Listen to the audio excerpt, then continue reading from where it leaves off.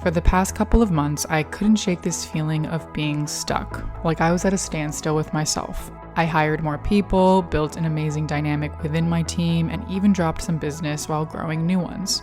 Things had been moving, maybe not at lightning speed, but everything was still on pace. Everything except me.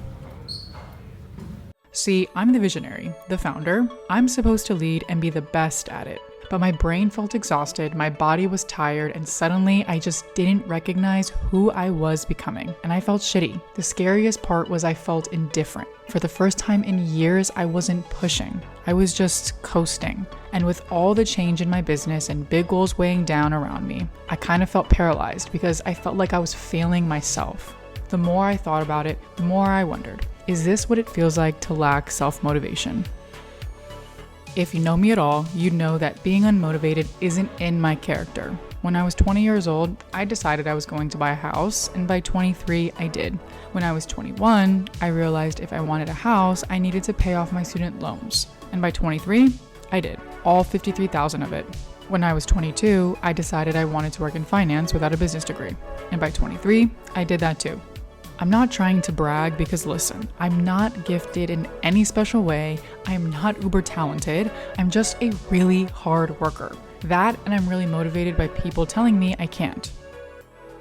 I'm kind of reflecting on my Q4 goals and what I actually want to do this quarter as well as 2025. It all starts with like thinking about, the entire year, and one of them being my worst quarter, which was Q3. And I think it's something that it's hard to talk about because you never like to admit your failures, especially publicly, even though I don't think that many people are watching my video, so I don't really care right now. And I know it's useful for someone who is, a few steps behind me. I had 4 goals for my team. We call them rocks because we follow the EOS model. People are then responsible for their rock. And I had, I think 2 I was in charge of. One of them was off track and the other one was on track. And the one that was off track had to do with bringing in new business. If I can't bring in business, no one else is because I don't have a sales team. I am the sales team. So sometimes I do feel that pressure, and the pressure has gotten a lot bigger because I just have to think about what it is that I really want to do for the business and how quickly do I want to grow it, and with what businesses am I working with, because I don't want to work with the wrong brands. And in the beginning, I was kind of taking everything and anything, trying to be more cognizant of that and trying to find the right client type. Me being the driver for new business and having a revenue goal that I wanted to hit and not hitting it. It really fucking sucks. And I had my COO kind of be like, you've kind of chilled out a bit, almost too much. I feel like the fire is dimming. I actually need you to step it up. What's going on? And it was just really interesting to me because the previous quarter, she was like, you need to chill out. You're doing too much. I need you to scale it back. You don't have to work every single day. But then I think I took that too literally and I chilled out like crazy. It's really great to have people who can point out my flaws or point out where I'm not pulling weight. As much as I need balance in life, there still needs to be me going after the things that I have to go after with all my force possible. But her saying that, literally in those 3 weeks, I had never worked harder in my life, and so much shit happened. Business was coming in. I went from not sending out anything to sending out 6 or 5 proposals. And maybe not all of them will go through, but I'm in conversations with people that I'm excited to hopefully partner with. And I think it's almost like the universe telling me, you're on the right track. You put out, so now you're rewarded with getting something in return. It's not perfect, it's not easy, it's really hard, but I think I'm getting better at it and being better at being a leader too, because I lead my team. And if I'm not hitting my goals, what is going to incite them to hit their goals? So Q4 is going to be a big quarter. I'm really, really excited. I have very, I think, attainable goals. I don't think I want to have goals that are too easy, but I don't want to have goals that are too far-fetched because I still want there to be momentum, especially going into 2025. I am going to finish filming my course. There's 3 lessons in my course. There's how to film 101, how to script 101, and how to edit 101. I want to launch my course by the end of October because I want to give it away to 5 people for free. And then I want to fully publicly launch it in November. And I'm going to say it, November 22nd. It's also my mom's birthday. I picked that date for that reason. So anyways, I'm going to get back to work. And that is it for today. This whole thing has made me think about you all watching. Maybe you're unmotivated and feel like it's impossible to get up, so you watch these videos in hopes to feel something. But let me just be your big sister here and tell you, no one, no video, no words can help you unless you're ready to be helped. And I realized that this was entirely a me thing I needed to push through. So what did I do? Well, I made a framework, and of course I boiled it down to 3 things. What makes me feel motivated? How can I prevent that feeling from ever happening?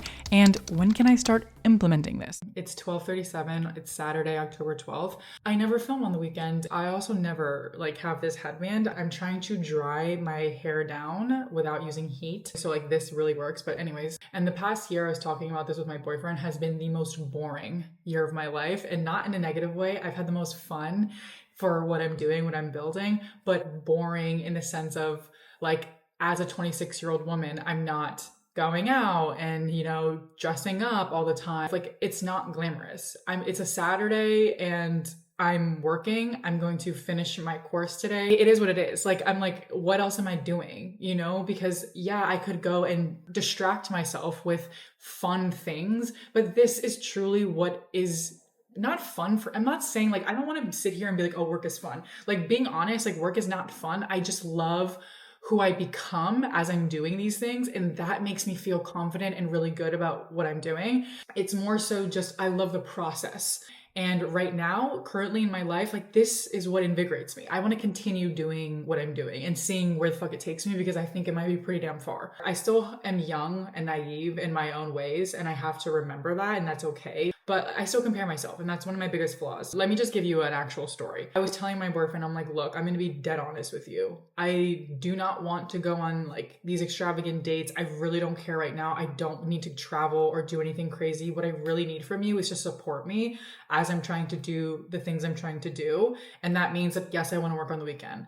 I need to go to bed early. I want to wake up and be fresh and ready to go. It's just what makes me feel good, because I have big goals and big targets, and I need you to help me get there by supporting the fact that I don't want to do coupley things. I just think being really vocal about what it is that your goals are and how you make an environment that supports that is really important. So that includes the people who influence you the most, which is your partners, your friends. My last video, I mentioned I don't have many friends, and honestly, that's just a stage in my life because my biggest priority is building my business and building everything else I want to build within the business. So to juggle friendships right now is really difficult, and I already have the few friendships that I really need. The friendships that I currently have are 11 out of 10. I love my people who are in my corner, cheering me on and supporting me, and also just giving me advice when I need it and being that shoulder to lean on. So I'm good, and I think it's easy to look on social media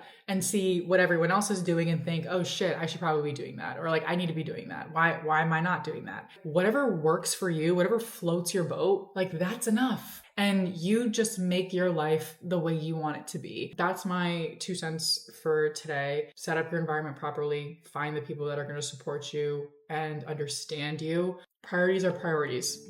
Not everything can be number 1. Perfect. I'm going to move closer.